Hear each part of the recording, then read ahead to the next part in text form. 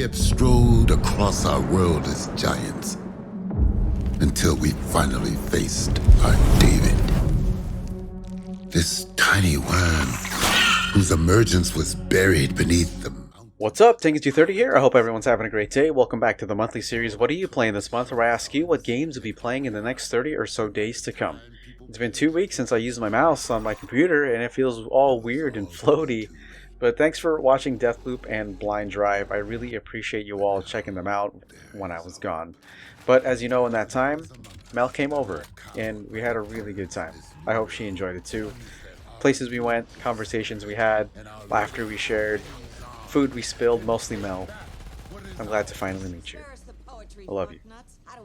Y'all ready for games? Let's go. When Turtle Rock Studios announced Back 4 Blood, you couldn't help but think about their previous work, the Left 4 Dead series. It was simple in premise, get from point A to point B, fighting hordes of zombies and special zombies. But wow, with the director AI calling the shots, not every run would be the same, and some runs would take you back to the drawing board, but you'd always want one last crack. After playing the beta for Back 4 Blood, I am very cautious about the final product. Back 4 Blood seems to kind of just retread old ground for me. And while I like the card system and the gunplay, the guns feel really good. For me, it doesn't do enough to differentiate itself of other games of its ilk. But at the same time, even with these feelings, I played a lot of the beta with Mel. Hopefully the end product is more polished up and it keeps being worked on. Could be a great experience, and I hope it'll eventually get there. It's out on the 12th. Now it's up to you to finish the job. To rebuild paradise. A cure. Viviro, the most effective treatment for cancer the world has ever seen.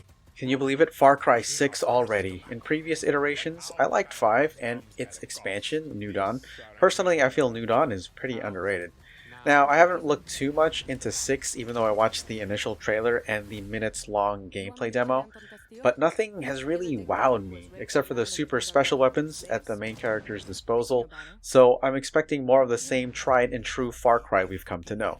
It's cool that we'll be able to see our character Danny in third person during cutscenes and gameplay sections, which is a nice perspective change.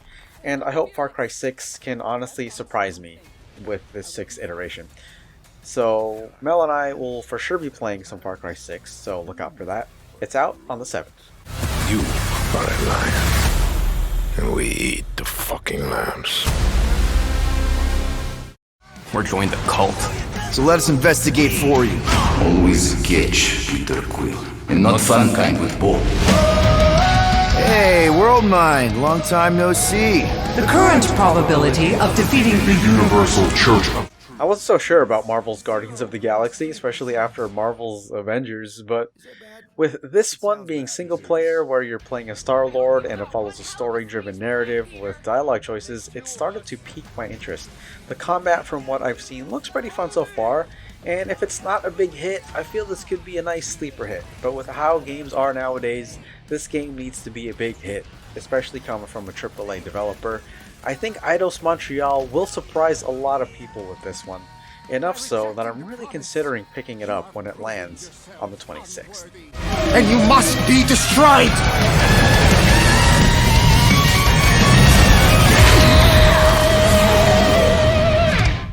And earn your spot among the best riders the Ridge community has to offer. So Mel and I played the beta for this. I don't think a lot of people knew there was even a beta for Riders Republic, but I wanted to give it a shot. It just looked like a lot of fun, and as it turned out, it was. I was disappointed in the fact that the multiplayer didn't seem to work for me for the entirety of the beta, which meant that Mel and I couldn't race each other at all.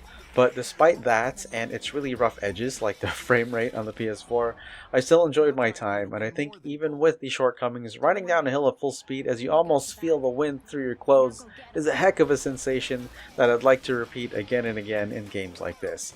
Hopefully it gets polished up because I can see a lot of fun happening with this one. It's out on the 28th. Now for some quick hits. Alan Wake Remastered on the 5th. Jet, The Far Shore on the 5th. I'll probably play a little bit of that on the channel. Nickelodeon All-Star Brawl, also on the 5th. Metroid Dread on the 8th. Crisis Remastered Trilogy on the 15th. Echo Generation, 21st. The Dark Pictures Anthology House of Ashes, also on the 21st. Age of Empires 4 on the 28th. And finally, we have Solar Ash from the makers of Hyper Light Drifter Heart Machine. Comes another stylish adventure where you, from the official site description, journey through a surreal, vivid, and highly stylized world filled with mystery, wild, high-speed traversal, endearing characters, and massive enemy encounters. The Void is calling. It just looks so cool that my eyes are always glued to games that have this kind of visual array of colors. It reminds me a bit of the Pathless, which you all have seen on the channel. If you haven't, please check it out. It's really good.